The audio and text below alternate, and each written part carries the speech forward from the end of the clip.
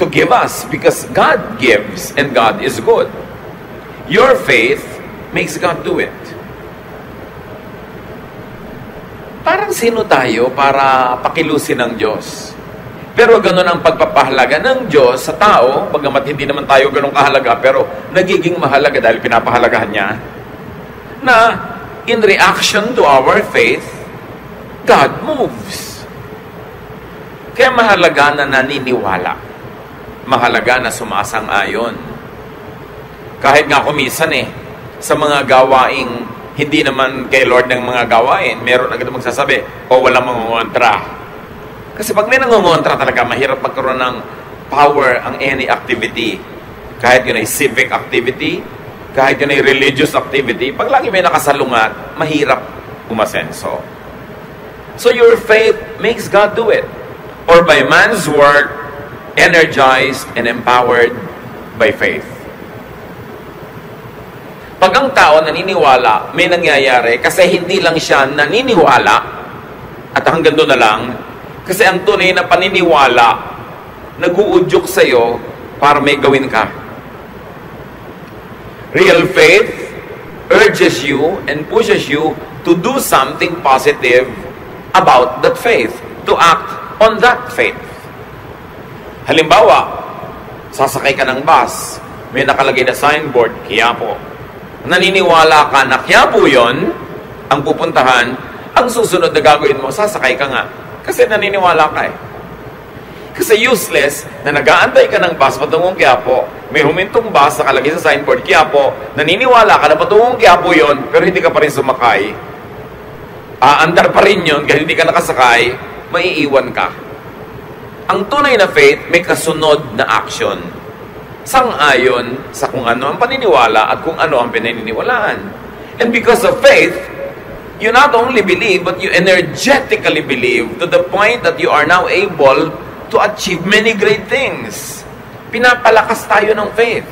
Pinapalampas sa mga karaniwang kakayanan, pinapalakas ang ating loob, pinapalakas ang ating katawan, dahil doon may na-accomplish. So, ang paniniwala, pwedeng tumanggap ka ng gusto mo galing sa Diyos dahil Diyos lang ang nagbigay, wala kang participation. O yung isang uri ng paniniwala that leads you to action, natanggap mo kasi pinagtrabahuhan mo. Kasi kumilos ka according to your faith. At ayun naman ay may nakaset na laws ang Diyos na pag ito ginawa mo, ito magiging bunga, if P, then Q, then nagtrabaho ka, nagkalakip-lakip ang magagandang bagay, natanggap mo ang gusto mo. Mahalaga mananalig. Yung mga iba, kahit ang dali-daling gawin, pag hindi sila nananalig, wala nangyayari Sasali sila sa contest, pero wala naman silang pananalig na mananalo sila. So lamang yung performance nila, hindi talaga nananalo. Kailangan may pananalig. How else do you receive what you want? Kakambal yan sa pinag-uusapan natin kanina. Work. Real faith is active. It inspires, empowers, and moves you to produce what you want. Mahalaga yun. Kaya ang sabi sa James 2:17, bagamat may ibang konteksto sa original use, but the universal meaning is the same. So faith by itself, if it has no works, is dead. Para ang pananalig na walang kakambal na kilos na aksyon. Nananalig ka, nag-graduate ka, ang kakambal na gagawin mo, mag-aaral ka. Nananalig ka na aasenso ka sa negosyo, ang kakambal na gagawin mo ngayon, mamumuhulang ka, magsisikap ka, magtatrabaho ka mabuti. Hindi pwedeng naniniwala ka lang kasi wala kang action. And 2 Timothy 1:7 says, the Spirit gives us power. At pag in-apply natin sa ating particular interest right now, if you believe the Spirit of the Lord is pleased with you and you're energized. So yung kaya mong gawin, kung hindi ka naniniwalang masyado, nadodoble ang capacity kung talagang naniniwala ka because faith empowers. Maraming na-accomplish ang paniniwala. In the combination of this, God's unilateral action and your own work have ultra-powerful and effective results. How else do you receive what you want? You ask. Matthew 7:7. Jesus speaks here. Ask and it will be given to you. Seek and you will find. Knock and the door will be open to you. Pag humihingi ka, ibibigay sa'yo. Ang pagbasa kasi ng mga matatalinghagang salita na ito, you've got to get the spirit of the sentence at hindi mo kailangan siyang extreme ang gagawin mo explanation. You mean every time I ask, I will receive? Every time I will seek, I will find? Every time I will knock, the door will be open? I don't think that's what it means. I believe what Jesus means is this. Well, you want it, you have to ask for it. And if you want it, and you ask for it, and God likes to give it to you, you will get it. But if you want it, God wants to give it to you, but you don't ask for it, it's possible that God won't do it for you.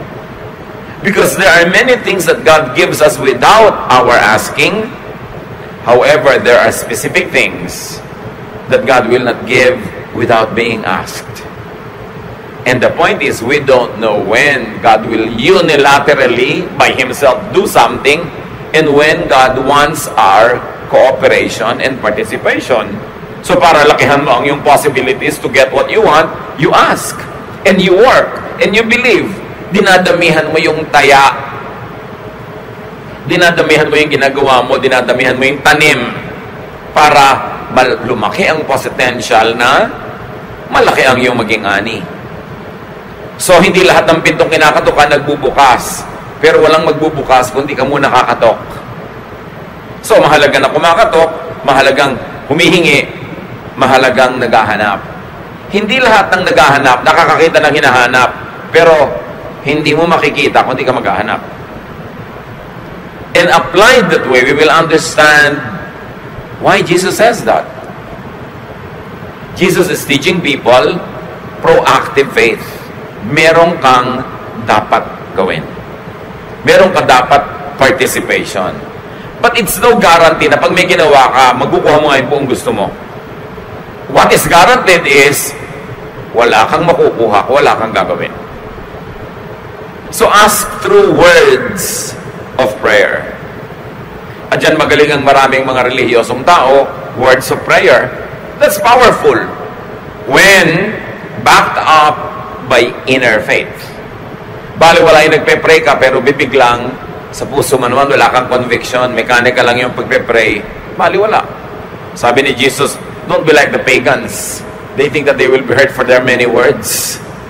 Hindi nadadaan sa dami ng salita yan at paulit-ulit. Kailangan bukal sa puso. Taos. Totoo. There's another way of asking. Ask through any and every other word that is not technically a prayer word. Pwede ka kasi magsabi na ganito Lord, nawa po ang laki ng maging benta ng tindahan ko today. That is asking through prayerful words. But what happens pagka sinabi mo doon sa katulong mo sa tindahan, ngumiting-ngiti ka naman, maligo ka para maganda ang itsura natin sa ating mga customer. Hugasan mo ang mga plato para malinis, para ganahan sila. O, kailangan maganda ang presentation natin, kailangan masarap. These are words that are not prayer, right? But they are words that also ask God to bless you. Hindi lahat ng prayer yung merong, this I pray in the name of Jesus, amen. Nagpe-pray tayo tuwing nagsasalita tayo. At hindi ba sabi kung ano pa nagpe-pray mo, ibibigay sa'yo? So gusto mo pala, malaki yung benta mo, nag-pray ka, Lord, lakihan niyo po ang aming benta ngayon. Pero may mga sinasabi ka rin na words that are not technical prayers, but words that are still heard by heaven. Words that can still be blessed by heaven. Kaya pag sinabi mo umagang-umaga, buwisit namang umaga to, sira ng araw ko, prayer yan. Parang sinabi mo sa langit, buwisitin nyo na nga po araw ko, sirain nyo na lahat. And sure enough, mangyayari. Pag sinabi mo yon, masdan mo mangyayari sa buong maghapon, sunod-sunod ang mga kung ano-anong mga mangyayari sa buhay mo. Kaya pwede na mag-pray through words of prayer, pwede mag-pray to just any word. Halimbawa, sinabi mo, Lord, bigyan niyo po ako ng mga kaibigan Tapos may nakasalubong ka, sinabi mo, good morning. Yung word na yun, kakambal ng prayer mo. Kasi kakampi yun ng prayer mo na magkaroon ka ng kaibigan. Pero, may nag-good morning kasi, hindi mo pinansin. Ano, maganda sa umaga. Pero ang prayer mo kanina, magkaroon ka ng friends. Kinokontam ng words mo, yung prayer mo. At dito tayo hindi mapagbantay, mga kapatid. Mapagbantay tayo sa formal prayer. Lahat ng sinasabi, iniingatan. Pagka-pray, ano mga pinagsasasabi natin? Lord, i-bless niyo po ang aming bansa. Pray tayo ng pray na ganyan sa Luneta, sa Cuneta, sa Quezon Memorial Circle. Puro pray for the nation. Pero araw-araw, ay, pesting bansa ito. Ay, nakakainis. Ay, only in the Philippines. Ano mo ng klase Pilipinas? Binumura mo yung bansa mo actually araw-araw. Tapos kunwari nagpe-pray ka, natatalo. Dapat tayo mga Pilipino mag-pray through our non-prayer words to bless our family, to bless our nation. Pag sinabi mo, may asawa ko, batugan yan. Prayer yun. Nagkakatotoo. Kasi sinasabi mo, and there is power in the spoken word. Why? Because we were made in God's image. Kahit tayo tao lang, kahit tayo lupa lang, hindi totoo yun. Meron tayong Espiritu ng Diyos na nasa atin. Diba? God said, let there be light. Nagka-light. God said, let there be vegetation. Nagkaroon. Ikaw, may image ka of God in you. Ibig sabihin, may power of God that is in you. Sasabihin mo, ay, pesteng buhay ito. Nagkakatotoo. Ay, minalas na ang benta ko, nakita ko mukha mo. Kakatotoo. Kaya ang tinuturo sa atin sa Bible, bless, don't curse. Always bless. Kasi yun na matutupad. Hindi lang yun. Ask through thought. Isip. Sa palagay nyo ba, may pagkakaiba sa Diyos? Yung prayer na sinabi ng labi at yung prayer na nandito hindi sinabi ng labi. Nakarating na rin sa langit yun. That's why you watch your thought. May kaharap ka, sabi mo, good morning, ang ganda-ganda ng damit mo, praying thought mo, pangit. Kunwari lang, niniwala ka naman. Sabi ng thought mo, nagtutunggali ang inyong mga espiritu, naglalaban kayo. Nararanasan nyo ba yun? Pareho kayong shake hands kayo, sister, good morning, pero yung mga ainin nyo talaga nagsusuntukan. Kasi yung thought nyo, naglalabanan. At kahit wala siyang sinasabi mo, alam mo, inis siya sa'yo. Kahit wala siya sabihin. At alam din niya, inis ka sa kanya. Kasi spiritual beings tayo, nag-uusap ang mga spirito natin. Kaya meron, hindi naman ako inaano niyan, mabigat ang loob ko sa babaeng yan. Nararamdaman niyo yun? Kasi yung mga spirito niyo nagtutunggali. Ganon din sa prayer, mga kapatid. Ang thought natin ay prayer. Pag sa thought, halimbawa, yung thought mo puro, sana madapa ito, sana mapahiya siya, sana magkasakit siya. Sa palagay niyo, i-bless kayo ng langit with such negative prayers? Pag akyat ng prayer niya sa langit, tatalbog, baka sa inyo pa ulit bumalik. Kaya sabi, whatever you wish that people would do to you, do to them. Whatever you wish that people would pray for you, or think for you, think and pray for them that way. Ikaw din ang aani ng iyong tinatanim. Kaya gusto mong umasenso, paasensohin mo ang pag-iisip. So ask God through thought. And ask God through body language. Lord, palakasin niyo po ang aking katawan. Pero ang kinakain mo, puro hindi dapat kanin. Ang damad-damad mo mag-exercise. Anong lakas ng katawan na inaasahan mo kahit natampakan mo yan na in Jesus' name, I bless myself. Tapos pulo cholesterol ang kinakain mo, your body language is a prayer. No wonder, maraming tao, lito, hati. Kasi magkakaiba yung formal prayer sa thought life at sa body language. Ang gusto ng Diyos, one, unified self. Hindi hati ang loob. Kaya mahalaga, madisiplina natin para ng pag-iisip natin at pagsasalita. Mark 11:24, therefore I tell you, Whatever you ask for in prayer, believe that you received it, and it will be yours. Let's operationalize that. Ang prayer mo na hindi word of prayer, kundi thought and action, itong asawa ko na to, mga ngaliwa ito eh. Wala akong tiwala talaga dito. Yan ang thought mo. Prayer mo yun.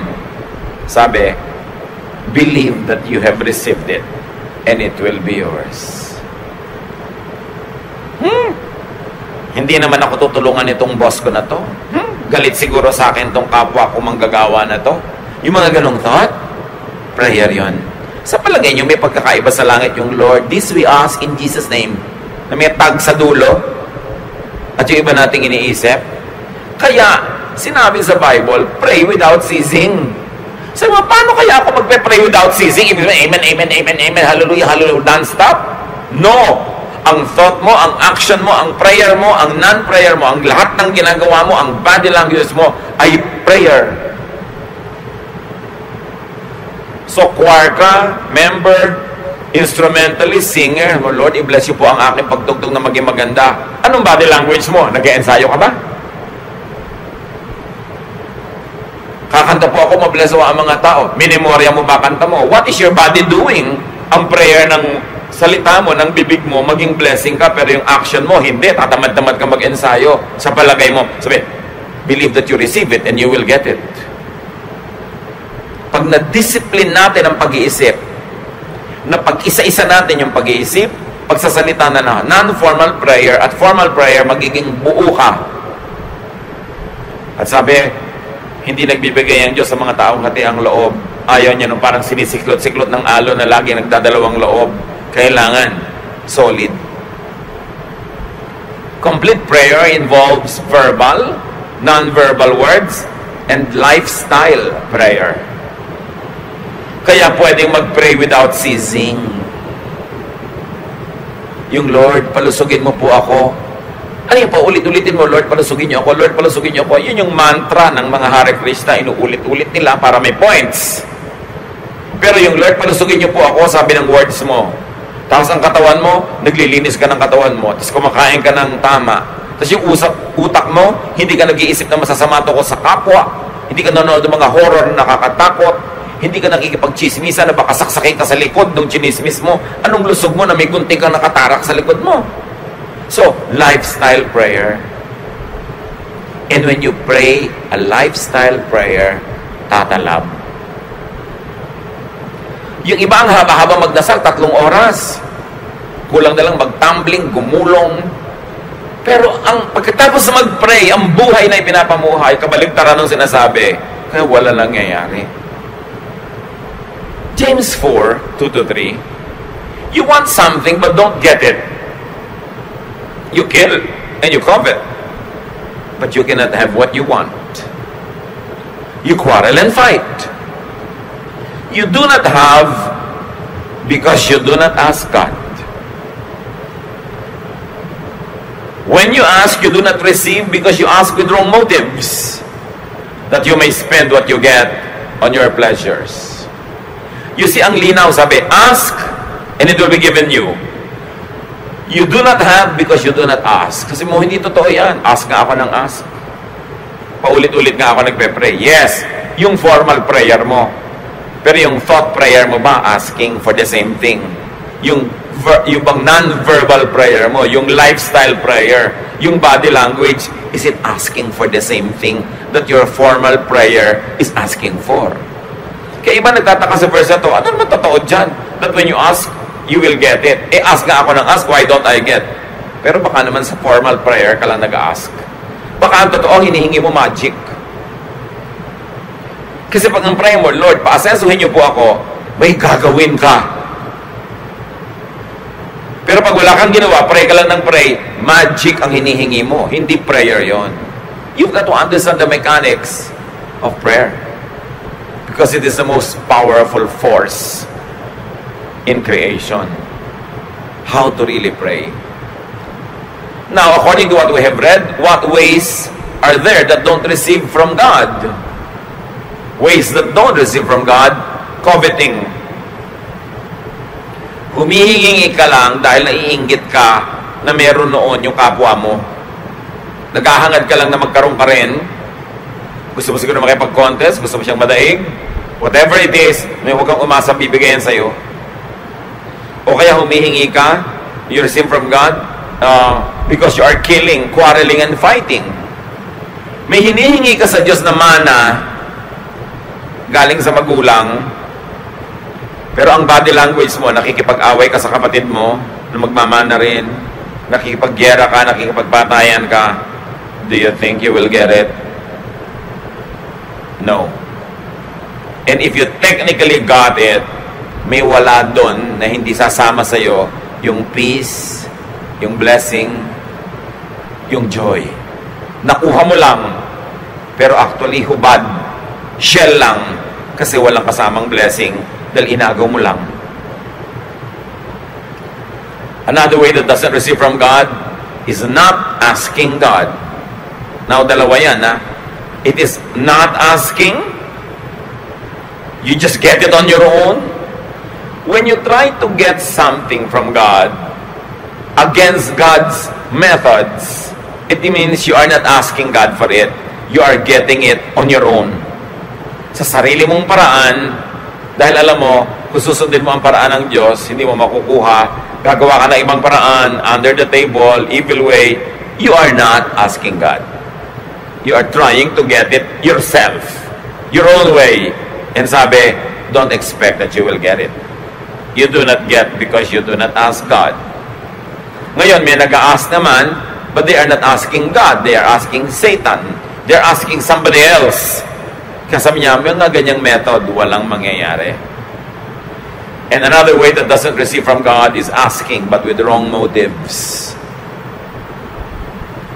Sabi nga ni Solomon, napansin niyo ba? Maraming ambisyon dahil lang inggit sa katabi, sa kapwa. Hindi ambisyong gumaling na maging doktor, ang ambisyon maging mas magaling para may mahigitan. Hindi ambisyon lang na guminhawa sa buhay, ang ambisyon maging mas mayaman at makipaghiganti sa mga dating kamag-anak na nagmaliit sa iyo. Mga wrong motives. Hindi ba yung Lord, pag ginawahan niyo po kami para guminhawa kami? Hindi. Para makita nila na may nangyari sa buhay ko. Mga ganyang klaseng paraan. Sabi ganun, this is not in accordance with God's mind. Don't expect that God will give it to you. Ito ngayon ang mga mapanganib sa mo.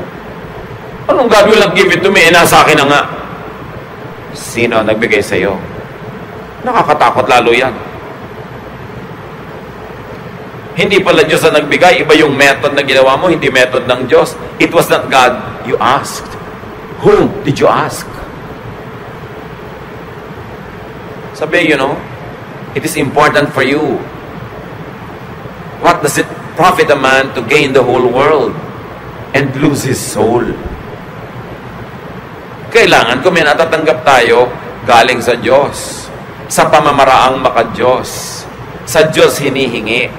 Hindi ka humihingi sa kaaway. Because yung kaaway, marami naman talagang under His power right now. Talagang pwede kanyang bigyan. Anong kapalit? Kaya tinitiyak natin, galing dapat sa Diyos. Huwag na huwag kayong maiinggit sa mga taong alam nyo na ang tinatamasa nila na kuminsan gusto pa natin kainggitan, hindi naman galing sa Diyos. Hindi galing sa maka-Diyos na pamamaraan. Ninakaw lang. Nandaya lang siya. Nanakit ng agaw ng hindi kanya. Tapos parang ang saya-saya niya, don't ever think na dapat kainggitan ng ganong mga tao. Dahil mabigat ang bayad ng ganong mga bagay. So meron kayong gustong matamasa sa buhay, do it, or ask God to do it for you. When do you do it? Pagkaya nyo. Yung sa ating human nature, na aabot ng human intelligence, human capacity, human energy, human achievement, do it. Don't ask God to do it for you. Pero pag alam nyong lampas na sa natural na kakayanan ng tao, that's when you ask God to move. James 5:17-18. Elijah was just as human as we are. And for 3.5 years, his prayers kept the rain from falling. But when he did pray for rain, it fell from the skies and made the crops grow. So niya, alam niyo si Elijah, tao lang yan tulad natin. Pero nanalangin siya raw umulan. 3.5 years, ani isang patak ng ulan, walang lumagpak sa lupa. At nung siya'y manalangin naman ng ulan, biglang umulan at tumubo ang mga halaman. Pag kaya mo, huwag mong ipagawa sa Diyos. May lalapit sa'yo, merong may sakit, walang papagamot. So, sige, pagpe-pray kita. May pera ka sa bulsa mo, magpe-pray ka. Kaya mo yon. Huwag mong ipagawa sa Diyos. Kaya mong tulungan, ipapadala mo. Kaya sabi sa Bible, sabi ni Jesus, huwag niyong gayahin yung mga ibang mga Kristyano dyan. Mga ibang mananampalataya na may lalapit. Sabi, oh sige, I wish you well, nawa mabusog ka, nawa gumaling ka, nawa gumanhawa ka. Pero wala ka naman binibigay niya, no? Kaya mo sasabihin, Lord, nawa ipapasin niyo ako sa test. Anong kaya mong gawin? Mag-aral ka. Paasensuhin niyo po ang buhay ko. Anong kaya mong gawin? Magsikap ka. Huwag mong ipapagawa sa Diyos yung inilagay na niya sa iyo yung kakayahan para magawa mo mismo. Pero yung hindi mo talaga kaya, yun ang ipapasa Diyos. Tulad ng example na nakita natin, hindi naman kaya ni Elijah na pigilin ng ulan eh. Pero dahil ang kanyang hinihingi ay ayon din naman sa kalooban ng Diyos, reasonable, dahil dapat turuan ng leksyon yung buong bayan, hiningi niyang huwag umulan, natupad.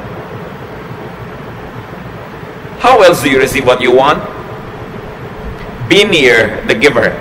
Be in the path of blessings. At sa giver, isang malaking G, isang maliit na G. Yung malaki, syempre, Diyos. Yung maliit, tao. Gusto nyo na tumanggap na maraming mabubuting bagay sa buhay, dumikit kayo sa makakapagbigay nun o doon sa binibigyan ng Diyos na pwede kayong maanggihan, maambunan ng grasya. Hindi man kayo yung gustong pagpalain, kadikit kayo sa pinagpapala, napagpapala na rin kayo. Kaya ang sinasabi sa Bible, choose your companions. Bad company destroys morals. And not only that, yung parusa para sa bad, nadadamay ka kung nakadikit ka. Lalo asawa ka, anak ka, magulang ka na gumagawa ng mali. So, wala naman akong ginagawang mali, ba't ako nadadamay? Kadikit ka eh. Pero marami rin tayong blessing kung tayo ay malapit doon sa nabe-bless. Tulad na napakarami mga gutom, nandun kasi si Jesus, hindi sila nanatiling gutom na matagal. Luke 9:16 to 18, Jesus took the 5 loaves and the 2 fish. He looked up toward heaven and blessed the food. Then he broke the bread and fish and handed them to his disciples to give to the people. Everyone ate all they wanted. What was left over filled 12 baskets. 5,000 tao daw yung pinakain, lalaki pa lang ang binilang, hindi pa nabilang yung mga babae at bata. Anong pinagkunan? 2 maliliit na isda. Ewan ko lang kung tabyos, diba? O dulong, basta isda.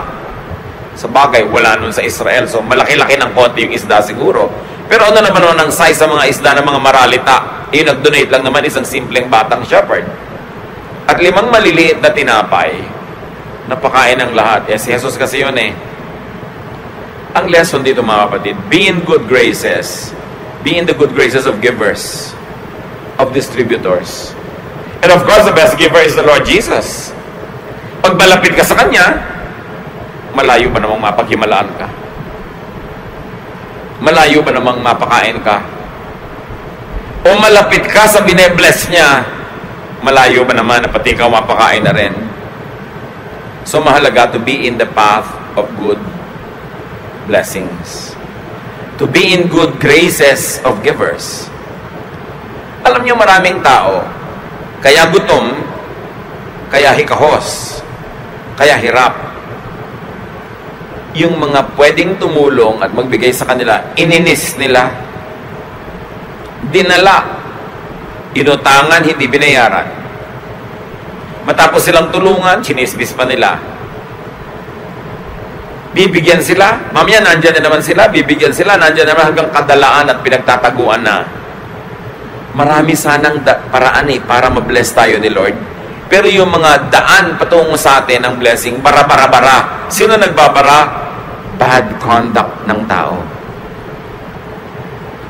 Muna ko, wala po nagpapautang sa akin. Pag may nagkukwento sa'yo ng ganon, parang kawawa siya, ang sama-sama ng mundo. Ang dapat mong isipin, gaano karaming sinuba mo na wala na tuloy magpapautang sa'yo? Pagka may mga dumadaing, hirap na hirap po ako, may mga kapatid naman ako, asenso yung buhay, hindi ako tinutulungan. Imbes isipin mo agad na masama yung mga kapatid, ang una mong iisipin, anong ginawa mo, nakawalang hiyaan sa mga kapatid mo, at natitiis ka tuloy? Kasi pagka ang tao, hindi siya dinadatnan ng blessing, madalas, siya ang may kasalanan nun, hindi ang mundo. Kasi ang dami-daming blessing na pwedeng makarating sa atin. Ang daming pwedeng pagdaanan. Ano't walang makarating sa'yo? Sisisihin mo po ang mundo? O something is wrong with the way you deal with people? Pag may naasahan ka, dadaganan mo na hanggang madurog. Pag may tumulong, hindi mo susuklian ng maganda. Anong kailangang sunod-sunod, tuloy-tuloy, at pakyaw-pakyaw na mali mong gawin para lahat ng tao sa planeta magkaisa-isang ayaw na nilang tulungan ka? Don't tell me sila lahat ang may mali. Kaya mga kapatid, pag may lumalapit sa inyo, huwag kayo agad-agad naawa, huwag kayo agad-agad nagsisimpat dyan na wala pong tumutulong sa akin sa dinami-rami ng tao. Ang itatanong mo, ba't kaya siya hindi tinutulungan? Likas naman sa tao matulungin hanggang madala lamang. So do not needlessly oppose, offend, and alienate dispensers and channels of blessing. Sa isang pamilya, usually may isa o dalawang kapatid naman na medyo umaangat-angat. Ikaw hindi makaangat-angat. Huwag mo nang inisin. I-please mo na. Huwag ka nang makipagtalo, makipagyabangan. Dahil ikaw din ang kawawa pagka hindi ka tinulungan. Lumagay ka sa lugar. Merong sobrang mayaman o makapangyarihan, magdahan-dahan ka bago mo banggain. Kasi baka kailanganin mong tulong niya. O kaya, gamitin niya yung yaman niya at lakas niya para durugin ka. Mag-isip-isip ang tao. Ecclesiastes 10:20. Don't even think about cursing the king. Don't curse the rich. Not even in secret. A little bird might hear and tell everything. Empleyado ka, chinichismis mo yung amo mo sa kapwa mo empleyado. Next week may memo ka, nalipat ka sa branch nyo sa Spratly Islands. Huwag ka magtaka. Bumabangga ka sa pader diba? Babanggain mo yung amo mo. Ang daming mga mayayabang na tao, no? Empleyado ka, binabangga mo yung amo mo dahil tinitiisip mo mali siya. Sa mali siya at sa tama siya, she has the gold. And you know the golden rule. Whoever has the gold, rules. Babangga ka, ipagpipilitan mo yung alam mo. Mamaya, ikaw natanggal sa trabaho. Sino ngayon ang gutom? Di ikaw. Dapat marunong ka makibagay, makiayon. Lumagay ka sa tama mong lugar. Kasi wala kang kapangyarihan. At kahit may kapangyarihan ka pa, ba't mo naman uubusin sa pakipagbakbakan sa iba? Pareho kayong pagod pagkatapos, pareho kayong lugi. Dapat ang tao, you live peaceable lives. Diplomatic ka. Pinipilit mong huwag may magalit sa'yo. Mga kapatid, tatandaan nyo to. Hanggat maaari, huwag kayong manggagalit ng sino man. Kahit sabihin mo, nobody naman siya, mababa ang ranggo, kaya ka na niya saksakin ng ice pick sa tenga. Diretso sa utak mo yun. Diba? Huwag kayong manggagalit ng tao. Hanggat maaari. Kasi ang taong galit, nagkakaroon ng energy against you. Pero kahit may sama ng loob sa yung tao, kung hindi naman galit, hindi dadami yung energy niya to the point na maipon yun, na kaya kanya at gusto kanyang saktan. May mga tao na kahit saan na lang mapunta, may nakakaaway. Bakit ka mga away? Ba't ka makikipag-away? Kasi lahat ng mga makakaaway mo, lahat ng kapangyarihan nun gagamitin laban sa'yo. Tapos eto ngayon, nag-a-apply ka sa trabaho, siya pala yung clerk doon. Nag-aayos sa mga application form. Nung makita yung sa'yo, tinapon na sa basurahan. Kung naman, abang ka ng abang ng call, wala nang tatawag sa'yo. Kasi may nainis kang clerk.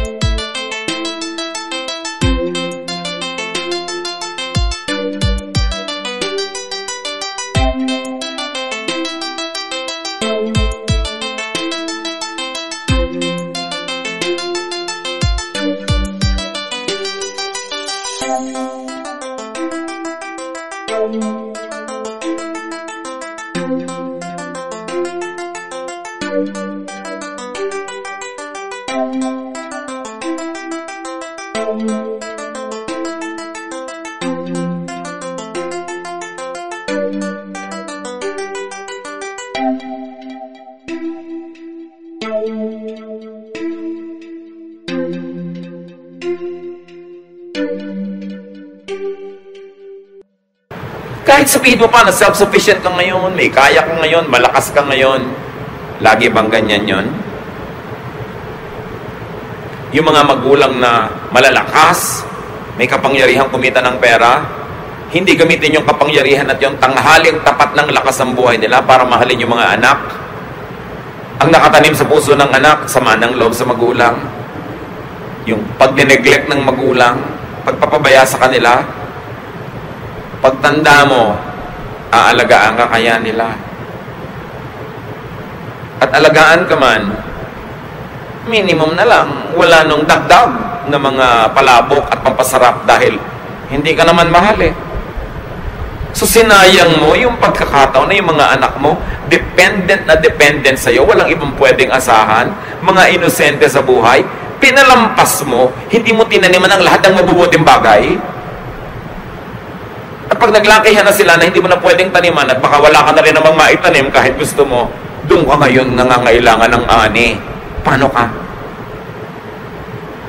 So ako ang prayer mo, Lord, nawa pagtanda ko o kung mga ilangan ako, mahalin ako ng anak mo. Eh ano yung body language mo ngayon sa anak mo? Iba yung prayer, iba yung body language. Ganun din sa asawa. Ang laki-laki ng pera mo, hindi yung asawa mo i-treat mo. Kung sino-sinong ipapasyal mo sa Boracay. Pagka naman dumusuka ka ng dugo at nagkasakit ka, balik-balik ka sa asawa mo. Ang alagaan ka ba niyang dala-dala mo sa Boracay na yan? Ako, labo yan. Ang tao sayang, ano? Sayang yung lakas, yung pera, yung panahon. Hindi ito pinagtatanim ng tama. Kasi akala nila lagi na lang silang self-sufficient. But no. Darating at darating yung panahon na mabubuhay ka lang dahil sa awa ng kapwa. Kaawaan ka ba? Kaawaan ka kaya? Nung ikaw ba ang may kakayanang maawa ay naawa ka? So yung prayer, hindi lang salita. Gawa, isip. Pag naglakip-lakip, natutupad. Don't make enemies. Kahit walang kwentang posisyon niya ngayon, kahit mahina siya ngayon, gumugulong ang buhay, yung mga dating nasa ilalim na palalagay sa ibabaw. Sa mo, ba't naman po ako, hindi na napaibabaw. Baka putik ka talaga, nando ka lang sa ilalim, hindi ka gulong. Kasi kung gulong, dapat gumulong ka eh. Ba't hindi gumugulong ang buhay mo? May problema ka nun. Huwag mong sisihin ang mundo. Huwag mong sisihin ang planeta, ang mga anghel, ang mga Kastila at Hapon. Dapat sarili mo, tingnan mo, anong problema ko? Ba't di ako umaasenso? Baka pag may 10 nag-apply, natatanggap yung siyam ako, hindi. Mabuti pa ang kalendaryo, may date, ako wala. Ba, siguro, baka hindi mo pinapackage sa sarili mo, mabuti pa ang makinilya, natataypan. Look at yourself. What are you doing with yourself? Kasi hindi naman tayo nilikha ng Diyos na powerless. May power tayo to shape the direction of our lives. You cannot always create every detail of it, but you create the general direction where you will go. So, remember, asking means thinking about, talking about, and doing according to what you are asking for. How else do you receive what you want? Open your eyes to God as the real source of good things and be a gracious recipient. Anong ibig sabihin ko dyan? May nagtatanong sa akin, Pastor, pag may bigla pong magbibigay ng offering na panalunan sa loto, tatanggapin nyo? Sabi ko, buong puso. Talaga po, galing sa gambling. Ano pakialam ko kung saan galing yun? Ang may pakialam ako kung saan patungo yung fund na yun. Oras napunta yun dito.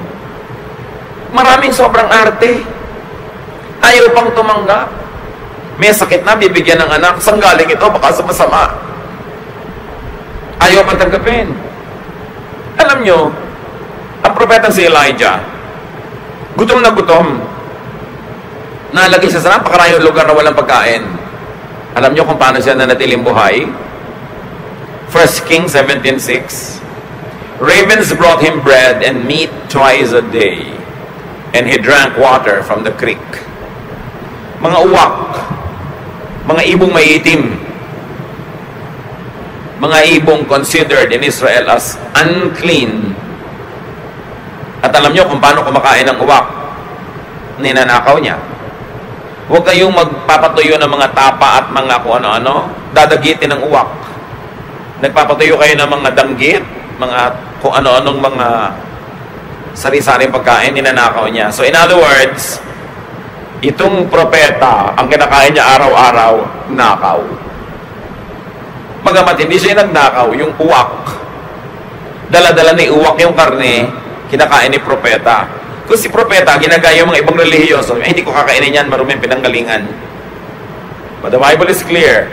God sent the ravens to feed him.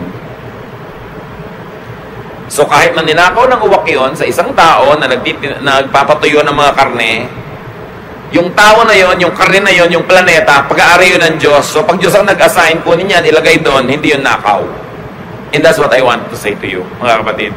Huwag kayong sobrang maselan. Huwag kayong sobrang maarte.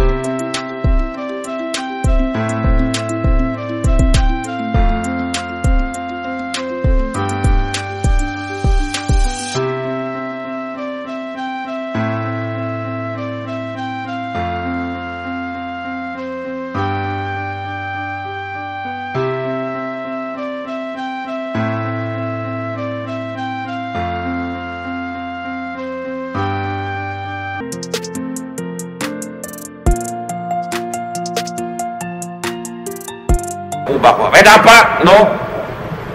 Paano po ang church? Mag-church ka na sa Wednesday, Thursday, Friday, kaya nga marami Hindi ka na nga makakain dyan Pagsisimba pa sa linggo, unahin mo ang dami namang araw ng simba.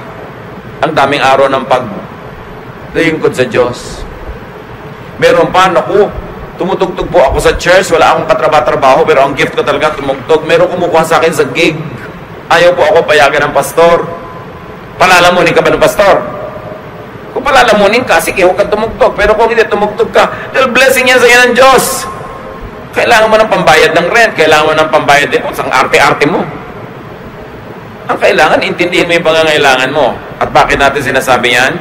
James 1:17, every good and perfect gift comes from the Father who created all the lights in the heavens.